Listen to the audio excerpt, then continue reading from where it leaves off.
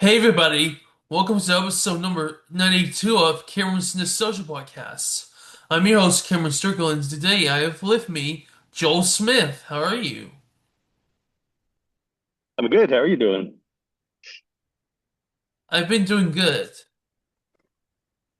Now, for any of you guys who don't know, Joel is the animator for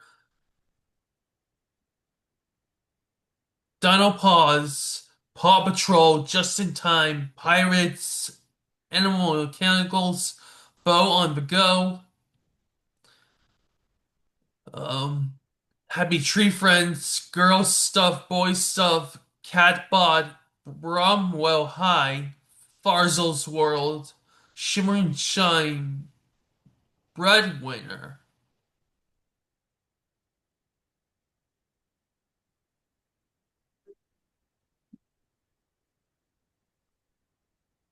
So, glad you had you. Thanks for having me.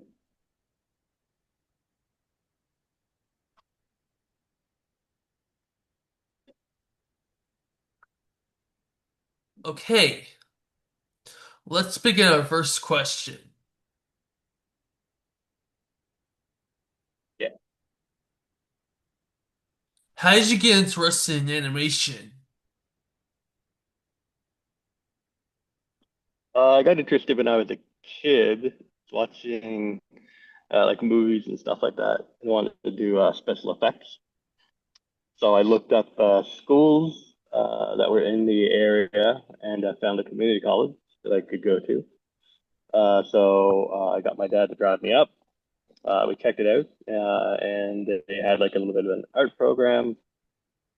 So I did the art program, or so I applied for the art program, got into that, and then that was about 3 months, and then I got into the animation program, and the animation program was about 2 years. Nice. So, what was your first animation gig? The first official one I did was Farzel's World, I believe, and that was in Halifax, working for a studio called Kaleidoscope Digital. I don't believe they're around anymore, but they did Parcels of the World, and they also did Ollie's Under the Bed Adventures, which I don't know if that's online or not, but that was, I think, their big sort of big company or big show they did back in the day.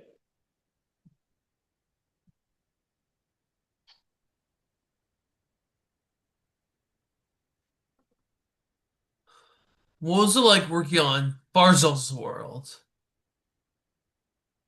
It was interesting. It was difficult. They did they used a program called Macromedia Flash. It's a very old program. I don't think it's around anymore. And you would draw your animation and draw it into the computer using like a tablet and a digital pen, I guess. And then it would be cleaned up. So similar to traditional animation, just with no paper and stuff like that there. But it was done on a Mac and the tablet and the pen and stuff like this wasn't super responsive, so it's a bit harder to kind of get like, clean.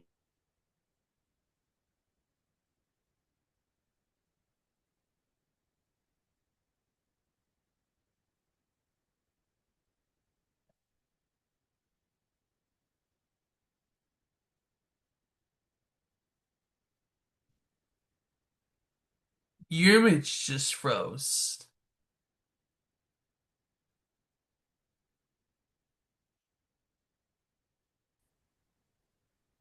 Your image froze. Oh, I'm at the library, so it might yeah, it might flick in and out on an occasion possibly.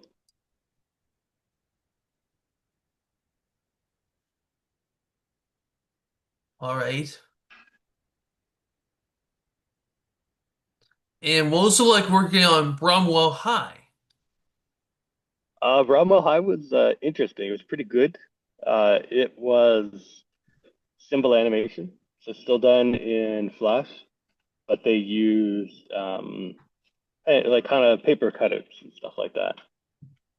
So it was only originally supposed to be, I think, about a 6 month contract, but about halfway through, they redesigned about half of the characters, which is a big, big change in terms of animation and production. And we were already on to, I think, the third or fourth episode at that point. So we had to basically restart from scratch a lot of episodes and scenes and stuff like that there. So it was fun. There was a bit of a challenge in terms of resetting and restarting and stuff, and that's very rare. So instead of a 10 or 6 month contract, it almost went to 10 months, so almost a year. So, but it was fun. It was very British humor. We had a British director that came over and helped for a few months, and then he went back to Europe, and we were kind of on our own.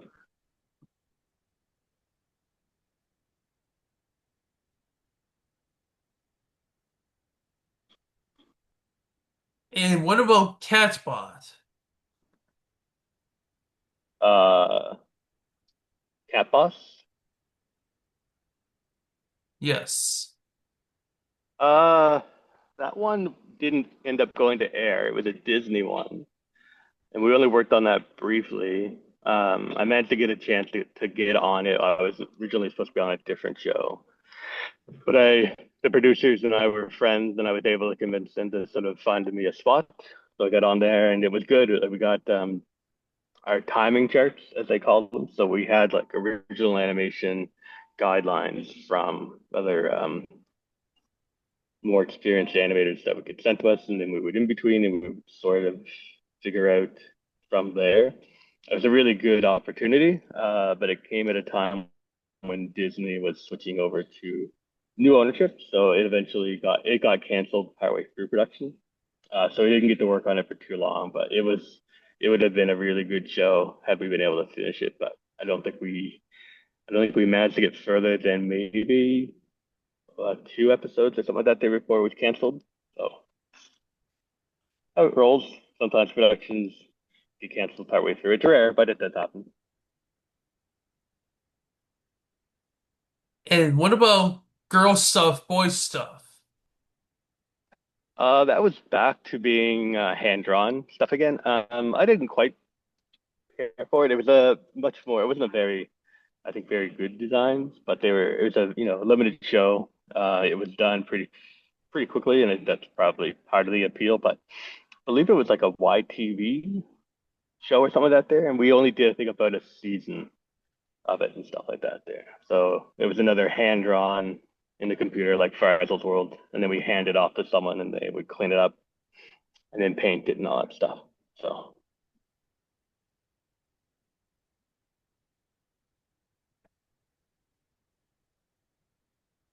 You worked on Shimmer and Shine. I did, yeah. Shimmer and Shine was I think my first doing setup. So setup is a department sort of similar to doing layouts and animation and stuff like that.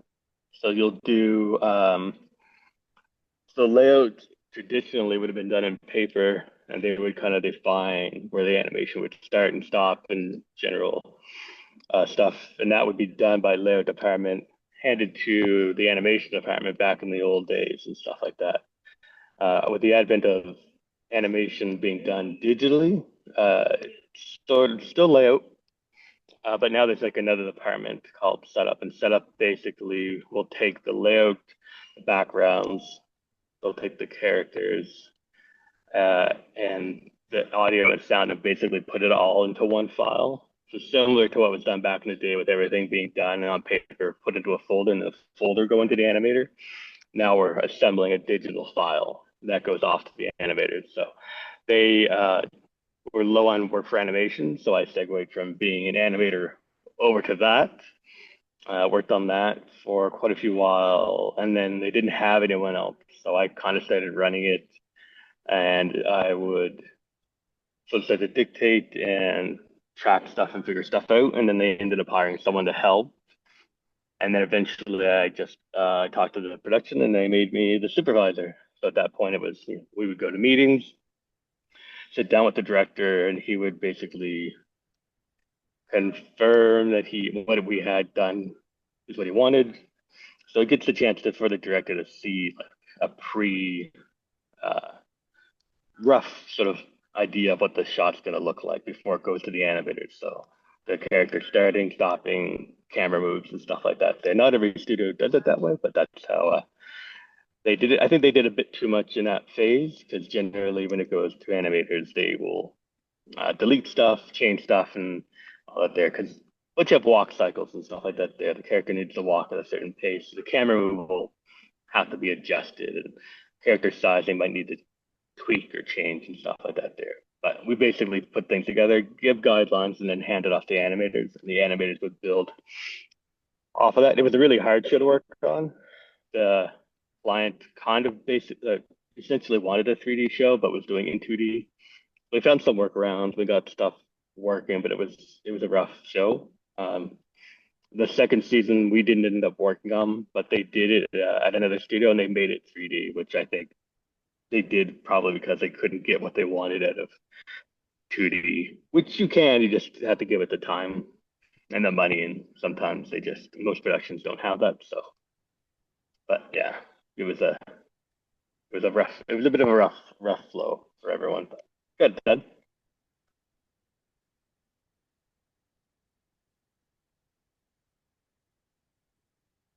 And what about Breadwinner? Breadwinner was another interesting show. So after doing setup on Shimmer and Shine, they had a co-production come in with a studio from Ireland called Cartoon Saloon, and they do traditional animation in Harmony. Harmony is another 2D production, or I think they use Animate Pro over there, and they use another program, but it's essentially hand drawn in digital animation. And so what they would do is they would animate it, then they would send it off to a studio in Luxembourg, I believe, and they would do rough paint stuff. And on that production, they would then send that to us, and we again would basically assemble everything. We'd be getting stuff from multiple places through them, putting the files together, and then I would hand it off to another person at the studio, my studio, and they would do the cleanup line. So taking that rough, jagged animation and making it nice and clean, and then they would paint everything and give the character the final look kind of thing. And we would also do the camera moves and stuff like that. Because Harmony allows for you to put stuff in like Z depth and stuff, so you can space it out. And then when you move the camera, it has that kind of cinematic look of things in the background sliding and moving a certain way, and things far away not moving too much, and things really close moving faster.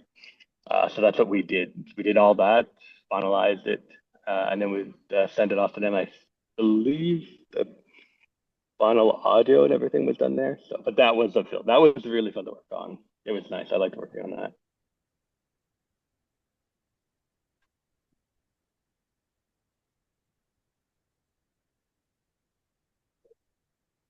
So, you worked on Bow on the Go. Yeah, that was the first 3D project I ever worked on. So I moved away from Halifax, got a job, and then moved to do Happy Tree Friends. And then partway through Happy Tree Friends, near the end, I left and came back to Halifax to work on that. I wanted to return to Halifax, and I hadn't worked on 3D before, and generally wanted to do 3D because that's where movie effects and stuff like that were. So it was a good show. It was fun. I met a lot of people I'm still friends with today. It was an interesting production. They did initially they did it with stop motion, or not stop motion, sorry, motion capture with a model and an actor in a suit for the character, and then we would come in and kind of clean stuff up, but animate the other characters. It ended up not working, so I think they abandoned that about halfway through the production. And through that, I ended up learning a lot about motion capture and stuff. I think it got the people from the Lord of the Rings to come and set up the motion capture and stuff. So they had some pretty hefty talent behind it. But for a children's cartoon show, it wasn't wasn't quite as necessary. The animators could do as good of a job, and we ended up having to sort of clean up a lot of the motion capture and stuff to make it usable. It was good. It was a good learning experience, especially for being like the first 3D production I ever worked on. So And you worked on animal mechanicals. yeah, so generally work at a studio, you'll move from production to production. So Bo had ended, and then they usually try to line stuff up to keep your staff working and staff um, employed and stuff like that. So we moved from Bo on to animal mechanicals, and that was a bit more fun. We were able to sort of like start from scratch and build walk cycles and characters and stuff how we saw fit. So it was nice. It was good. I liked it. And what about pirates? Pirates was another one that I think that came after Animal Mechanicals. I really liked working on that there. I got to work on the opening, one of the opening shots. I think that's in the title of him, the character jumping off the top of the ship down onto the mast and then down onto the thing. So I worked on that one there in some evenings and weekends. I really enjoyed that project. It only got, I believe, the one season, but it was fun. It was nice.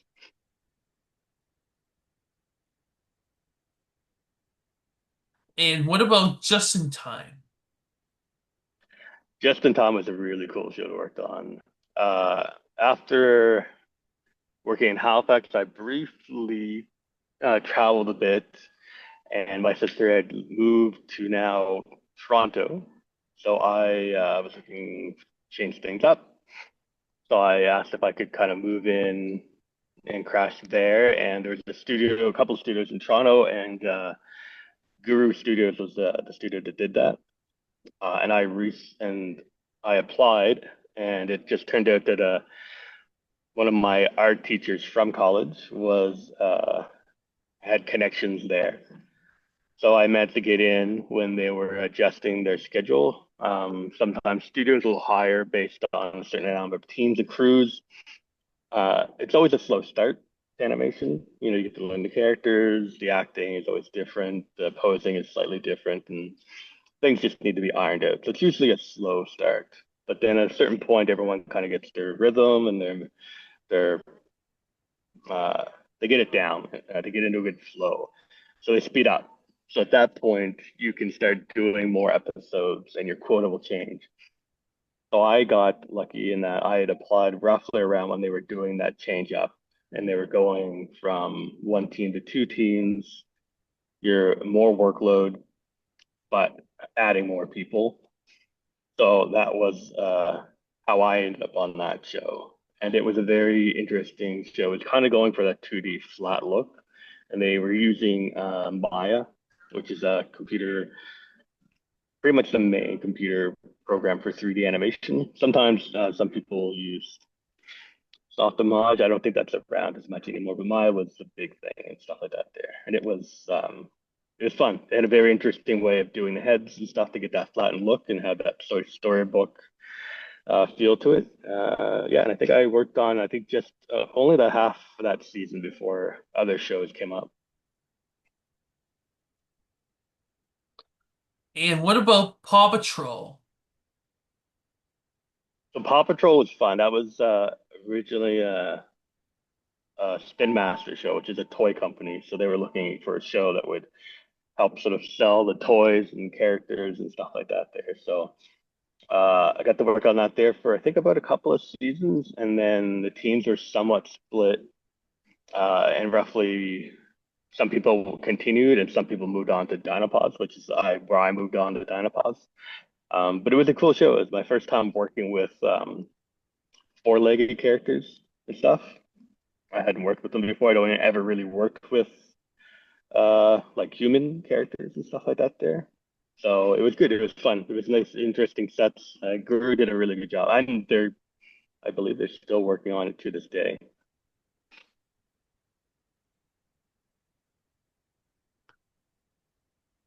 And what about Dinopaws? Yeah, the pause was fun. It was more dramatic kid show, I guess I would say. We only did the one season, and it was for a British studio. So a co-production with us. I don't know if it aired in Canada. It might have.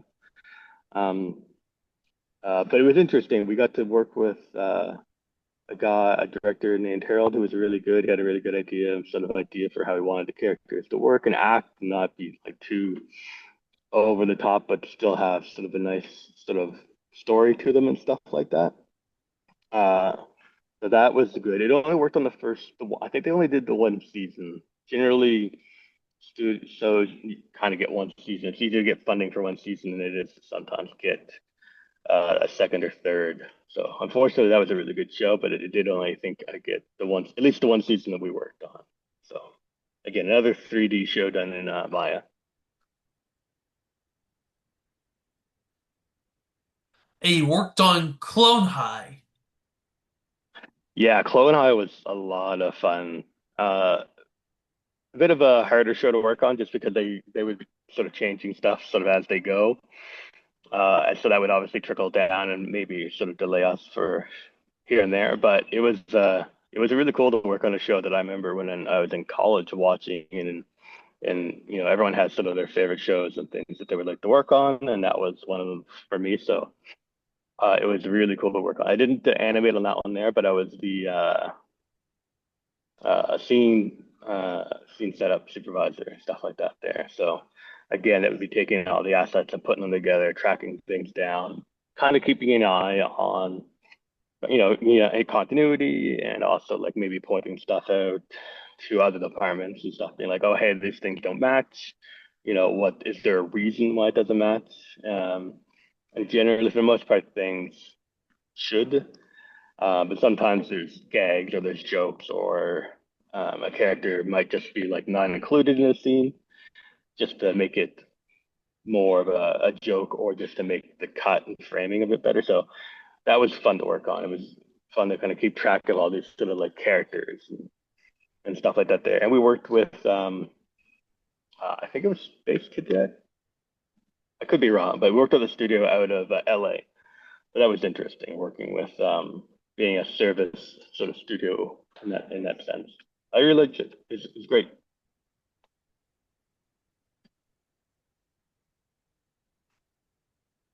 And you got to work on another show that is not for children called Happy Tree Friends. Yeah, that was a very fun show to work on. It was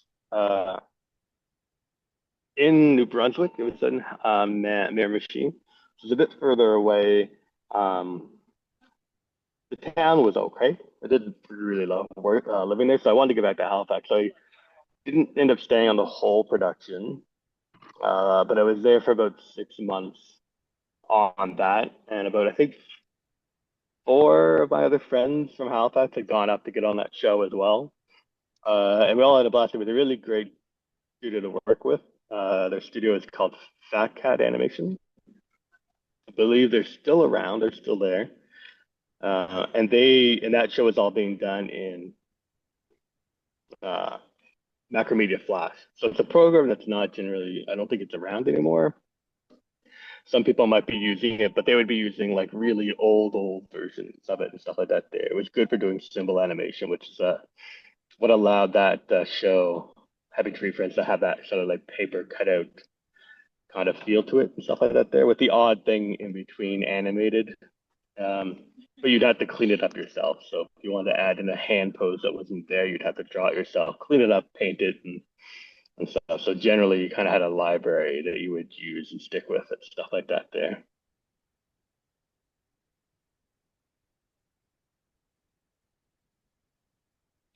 Do you have behind the scenes footage or photos of Happy Tree Friends? I don't know if I do anymore. I have to check my files. I don't think I would. Generally, you're not allowed to keep any of the files. It's always a bit of a part of the non-disclosure agreements that you sign with studios and stuff like that there.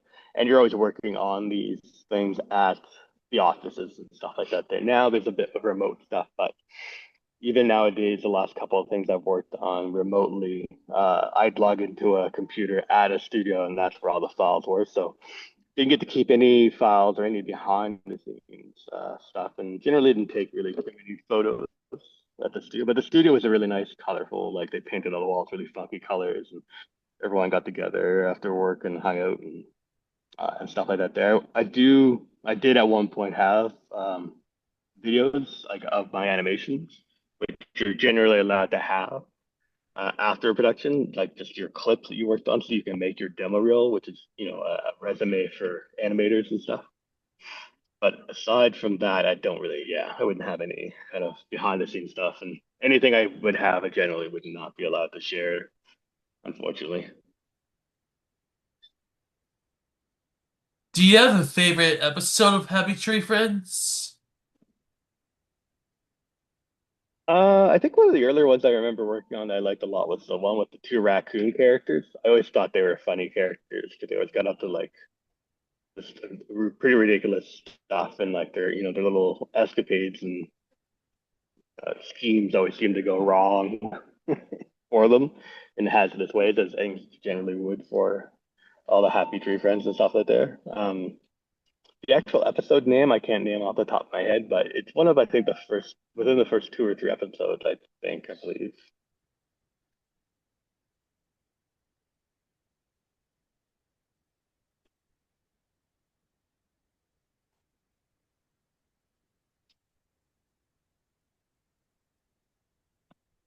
I saw your name at the end credits. Yeah,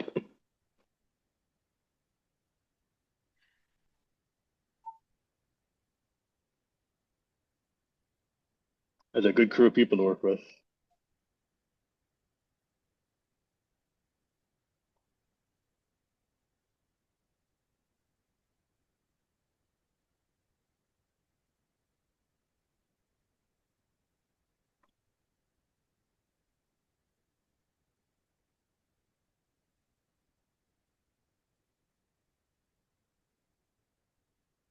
Whoops.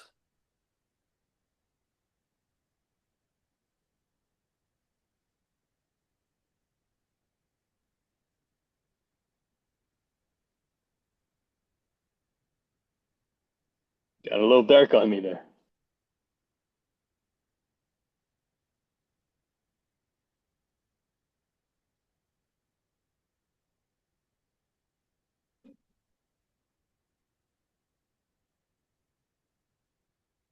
Okay.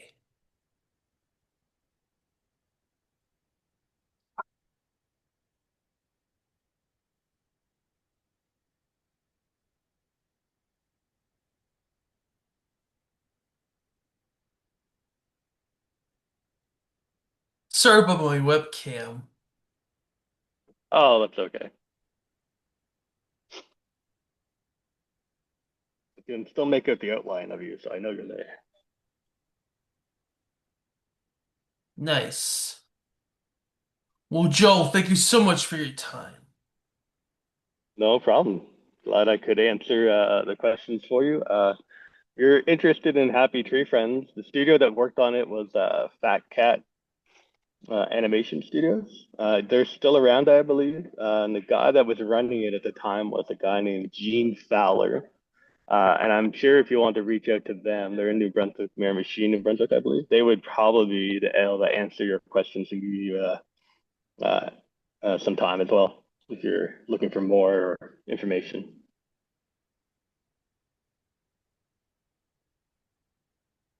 Is there anything else you'd like to say? Uh, no, I think that's it. There was a good questions.